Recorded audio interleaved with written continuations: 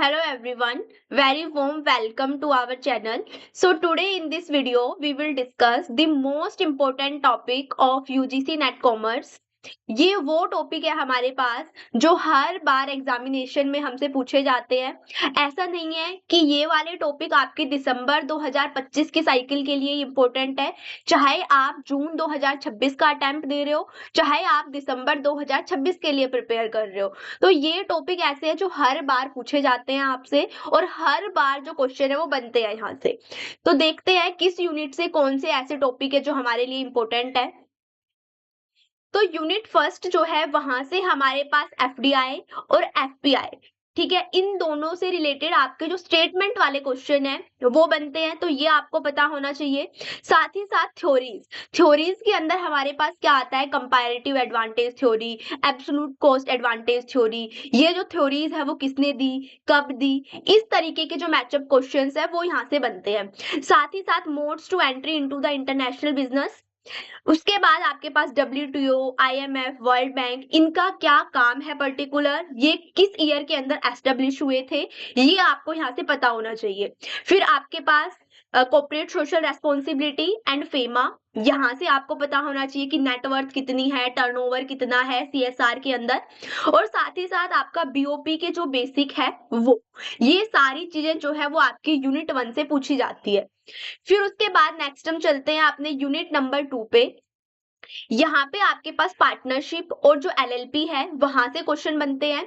साथ ही साथ कॉस्ट एंड मैनेजमेंट अकाउंटिंग से पार्टनरशिप के अंदर क्या पूछेंगे आपसे, मेंबर पूछ लेंगे, gaining ratio, sacrificing ratio, retirement से भी कुछ जो क्वेश्चन है वो आपको देखने के लिए मिल जाते हैं, जैसे रेशियो वगैरह फाइंड आउट करने हैं जो। फिर आपके पास शेयर्स के अंदर आ जाता है issue, for feature and the री इशू ऑफ शेयर्स, कितने टाइप्स ऑफ ऑडिट और ऑडिटर आपके पास होते हैं, क्या उनकी क्वालिफिकेशन है, क्या उनकी डिसक्वालिफिकेशंस है, ये आपको यहाँ से पता होनी चाहिए। एंड मोस्ट इंपॉर्टेंट चीज आपके पास जो है वो होती है vouching, verification and the valuation. इन तीनों से हर बार जो क्वेश्चन है वो देखने को मिलता है, चाहे आपके पास एक क्वेश्चन जो है वही क्यों ना बने, ठीक है। तो ये हमारे पास होगा यूनिट 2 के अंदर टॉपिक। नेक्स्ट हमारे पास आती है यूनिट नंबर 3, इकोनॉमिक्स। इसके अंदर जो मार्केट स्ट्रक्चर है आपके पास, ओलिगोपोली, मोनोपोली, ठीक है, मोनोपोलिस्टिक, परफेक्ट कंपटीशन, इनके बारे में एटलीस्ट आपको पता होना चाहिए। फिर उसके बाद प्राइसिंग जो स्ट्रेटजी है, स्कीमिंग, पेनिट्रेशन प्राइसिंग, ये आपको यहाँ से पता होनी चाहिए। जितने भी कर्व्स है आपके पास, टीपी, एमयू, टीयू, एआर, ये सारी जो कर्व्स है इनके रिलेशनशिप जो है वो यहाँ से आपको पता होने चाहिए। साथ ही साथ प्राइसिंग स्ट्रेटजी 2 बार लिख दिया ये गलती से, ठीक है, वही है प्राइसिंग स्ट्रेटजी।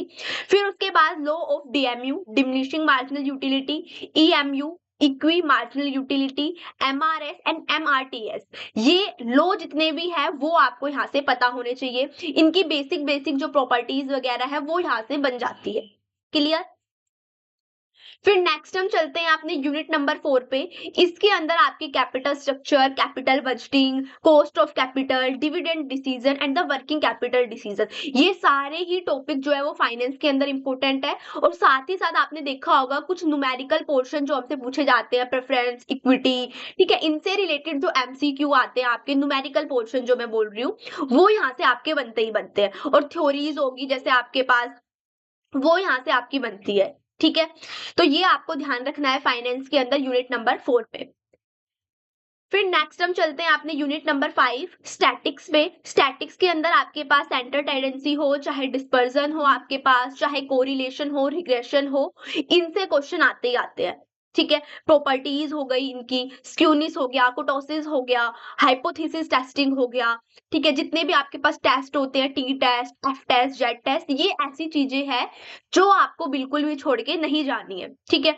फिर आपके पास टाइप्स ऑफ टेस्टिंग हो गया, सैम्पलिंग के अंदर probability sampling, non probability sampling हो गया आपके पास। रिसर्च के डिफरेंट टाइप्स होते हैं, क्वालिटेटिव, क्वांटिटेटिव, एक्सपेरिमेंट, एक्सपोस्ट, तो ये सारी जितनी भी है वो आपको यहाँ से ध्यान रखनी है, एंड प्रोसेस आपको, ठीक है।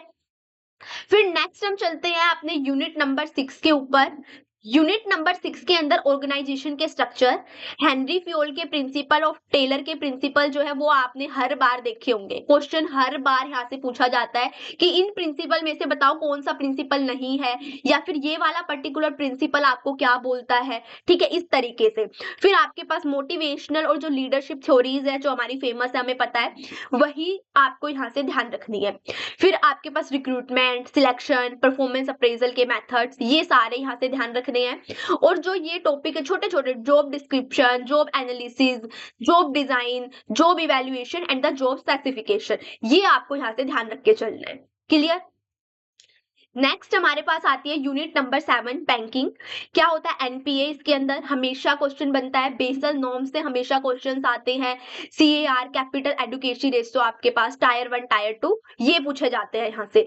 फिर उसके बाद आरबीआई, जितने भी बैंक्स है ये क्या करते हैं, कब एस्टेब्लिश हुए आपके पास, ये आपको ध्यान रखने हैं। साथ ही साथ फाइनेंशियल इंक्लूजन आपके पास, एंड इंश्योरेंस। इंश्योरेंस के अंदर बेसिक तो आपको ध्यान रखने हैं, और साथ ही साथ जो प्रिंसिपल्स वगैरह है वो भी आपको यहाँ से करके चलने हैं। ठीक है, काफी इंपॉर्टेंट है। फिर उसके बाद डिजिटाइजेशन एंड द रिसेंट जितने भी इनिशिएटिव्स है वो आपको ध्यान रखने हैं, जैसे आपके पास आरटीजीएस, एनईएफटी वगैरह, ये भी इसी के अंदर आएगा, वो भी आपको यहाँ से ध्यान रखने हैं।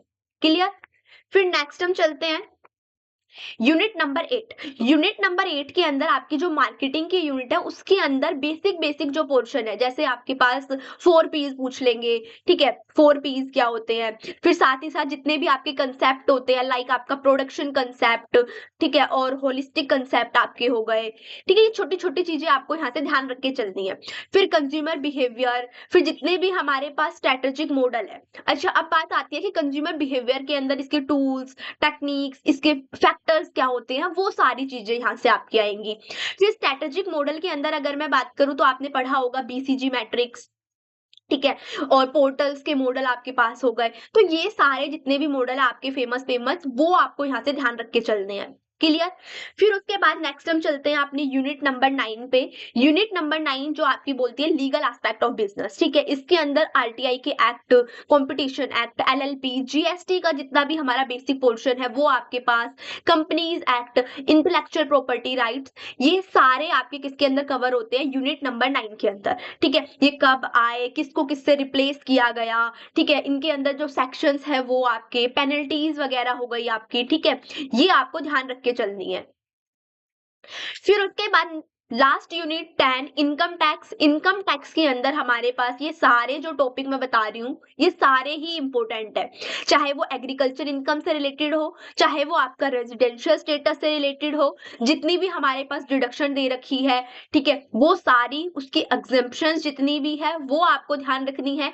DTAA, double taxation avoidance agreement, ये आपको यहाँ से ध्यान रखना है। क्लबिंग, सेट ऑफ, ये सारे जितनी भी चीजें हैं ध्यान रखनी है। और डिडक्शन से तो 100% जो क्वेश्चन है वो आपका बनता है, ठीक है, चाहे वो आपके मैचअप में पूछे, चाहे वो आपके स्टेटमेंट के अंदर पूछे। तो ये सारे आपके पास वो इंपॉर्टेंट टॉपिक है जो आपको छोड़ के बिल्कुल भी नहीं जाने हैं। ठीक है, तो आई होप आपके लिए जो ये सेशन है ये काफी हेल्पफुल रहा होगा। अगर सेशन अच्छा लगा हो तो वीडियो को लाइक कर देना, चैनल को सब्सक्राइब कर लेना। वीडियो को मैं यहीं पे एंड करती हूँ, मिलते हैं नई वीडियो के अंदर। Thank you so much.